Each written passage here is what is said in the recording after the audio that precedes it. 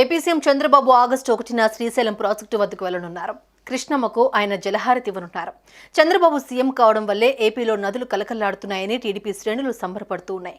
కూటమి ప్రభుత్వం ఏర్పడిన మొదటి ఏడాదే వర్షాలు సమృద్ధిగా కురవడంతో వారు ఆనందం వ్యక్తం చేస్తున్నారు.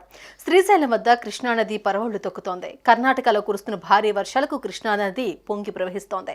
శ్రీశైలం డ్యాంలో నీటి మట్టం గంటకు పెరుగుతోంది. తాజాగా అధికారులు మరో 2 గేట్లను ఎత్తారు.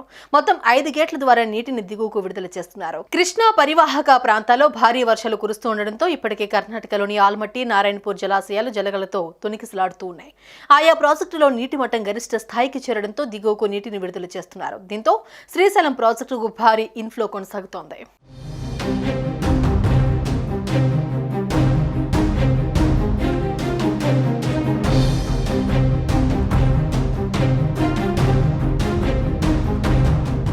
ఏపీ సీఎం చంద్రబాబు ఆగస్టు 1న శ్రీశైలం ప్రాజెక్టు వద్దకు వెళ్లనున్నారు. కృష్ణమ్మకు ఆయన జలహారతి ఇవ్వనున్నారు. చంద్రబాబు సీఎం కావడం వల్లే ఏపీలో నదులు కలకల్లాడుతున్నాయని టీడీపీ శ్రేణులు సంబరపడుతూ ఉన్నాయి. కూటమి ప్రభుత్వం ఏర్పడిన మొదటి ఏడాదే వర్షాలు సమృద్ధిగా కురవడంతో వారు ఆనందం వ్యక్తం చేస్తున్నారు. శ్రీశైలం వద్ద కృష్ణానది పరవళ్లు తొక్కుతోంది. కర్ణాటకలో కురుస్తున్న భారీ వర్షాలకు కృష్ణానది పొంగి ప్రవహిస్తోంది. శ్రీశైలం డ్యాంలో నీటి మట్టం గంటకు పెరుగుతోంది. తాజాగా అధికారులు మరో 2 గేట్లను ఎత్తారు. మొత్తం 5 గేట్ల ద్వారా నీటిని దిగువకు విడుదల చేస్తున్నారు. కృష్ణా పరివాహక ప్రాంతాల్లో భారీ వర్షాలు కురుస్తుండటంతో ఇప్పటికే కర్ణాటకలోని ఆల్మట్టి, నారాయణపూర్ జలాశయాలు జలగలతో తొణికిసలాడుతూ ఉన్నాయి.